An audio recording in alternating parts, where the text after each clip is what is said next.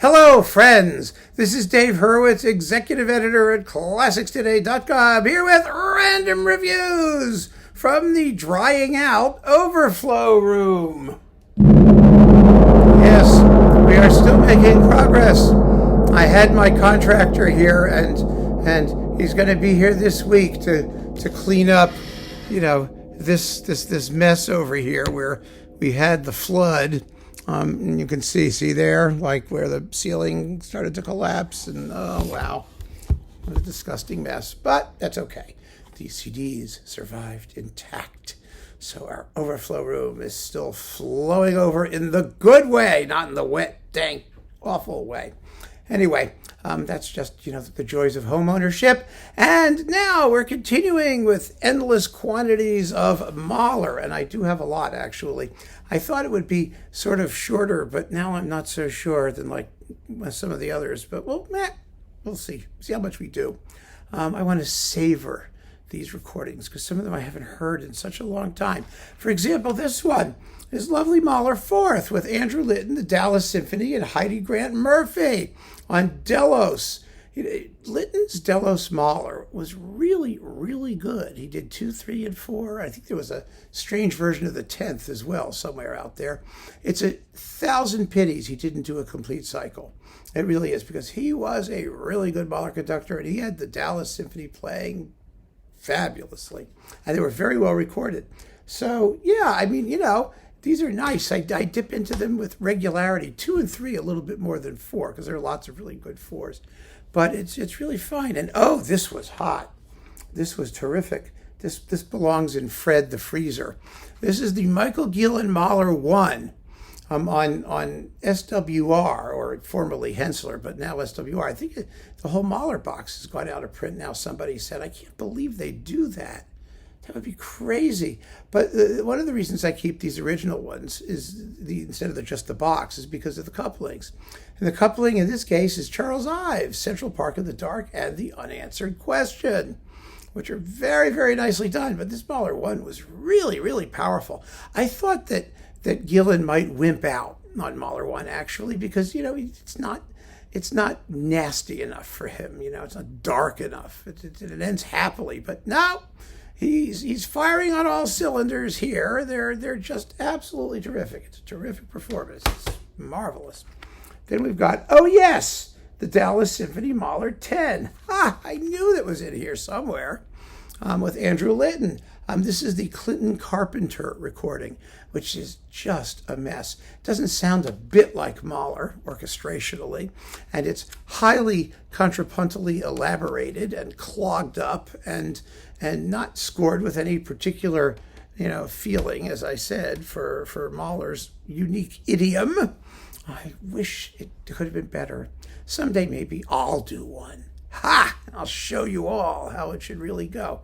I really actually don't know how it should really go. See, the problem with Mahler 10, I did a whole video about this, so I'm not going to recapitulate that.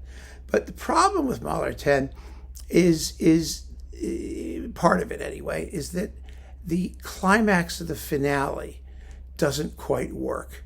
And it's a function of orchestration. It's not because Mahler didn't write it. We know what he wants. The big nasty chord from the first movement comes back, and then the opening of that first movement comes out on the horns. But there's the way it's prepared and the way it ends, it's not very effective.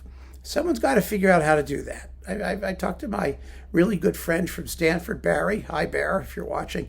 And we talked about that, too, about how would you do that finale to make it really effective. But I don't have the answer. But there you go. Carpenter certainly didn't either. Then we've got the Mahler entry in the DG Paranoia series. They called it Panorama. We called it Paranoia because the people behind it were like psychotic, but when you talk to them about it. But this is actually some really fabulous stuff. You've got Leonard Bernstein with the Concertgebouw doing number 1 and number 5, and these are 2 of his really better performances from his DG Mahler cycle. And you also get the Songs of a Wayfarer with Thomas Hampson and Vienna Phil. That was not great in my view. I don't think Hampson was all that wonderful at the time he made this set of recordings. I did see him do them live, though. I saw him do the Rückert-Lieder. I think those are out here too, in here somewhere. But he did the Rückert-Lieder with Bernstein and Vienna Phil. I'll never forget. And the pianist in Mitternacht, you know, it has a piano part. He's going, Du hast die Wacht. And then the piano goes, like that, glissando. Well, the pianist was playing double time, twice as fast as Bernstein was conducting. So he's going, Du hast die Wacht. The piano goes, like this. And then he's going, Du hast. The piano comes in again early, like this. Oh, it was a total mess. And as they walked off stage, Bernstein shook his fist at the pianist. It was like, oh, you. Anyway, that was fun. So it's it's an okay Songs of a Wayfarer, but the first and the fifth are marvelous. So that was I hung on to that just because they're two great performances, conveniently packaged.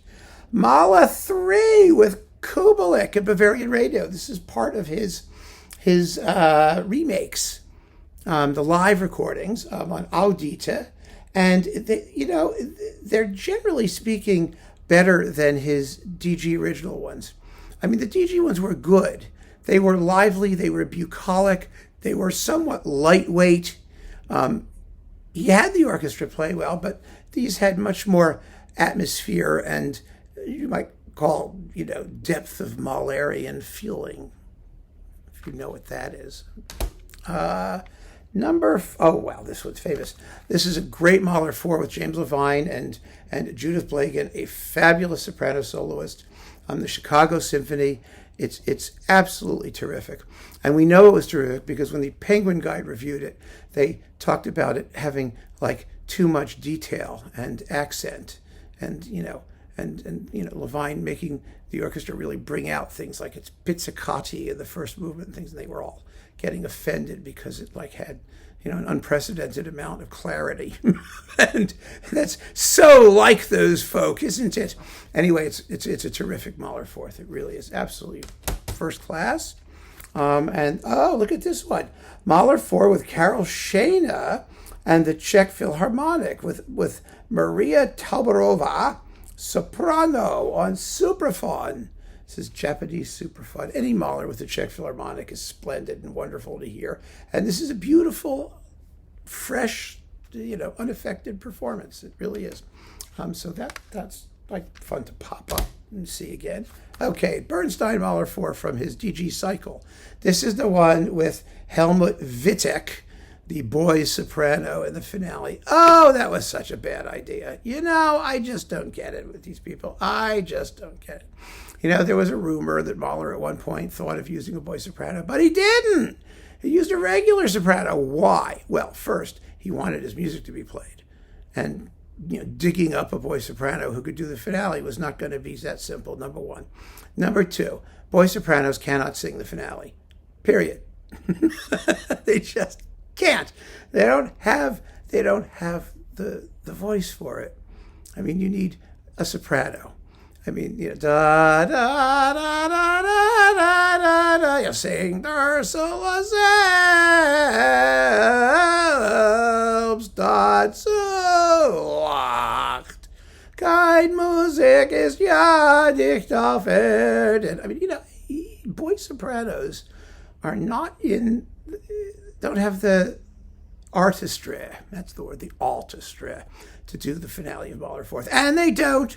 It's actually a very lively and fresh performance in other respects, but his New York Phil one with Rary Grist is just fabulous and much better than that.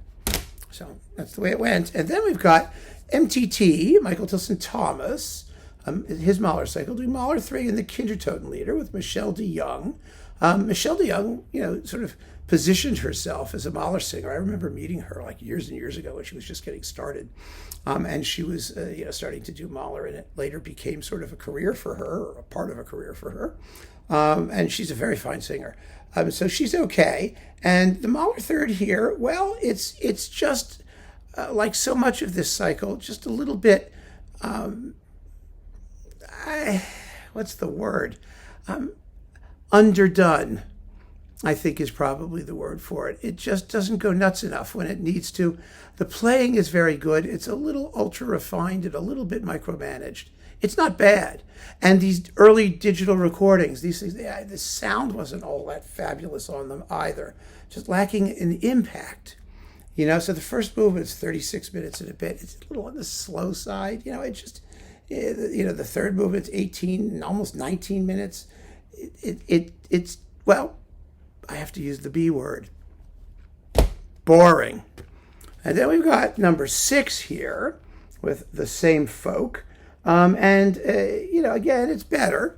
It's better. A 17-minute long Andante, third movement, is pushing it just a bit, I think. But the first movement finale were really, really good, and the playing is quite fine. And like I said, like the other one, it's partly sonic, just a little bit denatured sonically, and just a little bit lacking in guts. But I reviewed all of these on ClassicsToday.com, and so you can go and check out those reviews when they came out. I was hoping for better, because Tilson Thomas can do fabulous Mahler. I mean, his 7th on RCA with the LSO was amazingly good. He did a very good third for Sony. I mean, he was there, but he was doing it at the same time that Bernstein was active in doing his, so he wasn't going to get the attention. And then when he got to San Francisco, he was a bit of a different artist. He really was. But they're not all, they're all good performances. They're all decent. They're just not as exciting as they could be. So keep on listening, friends. Thanks for joining me. Take care.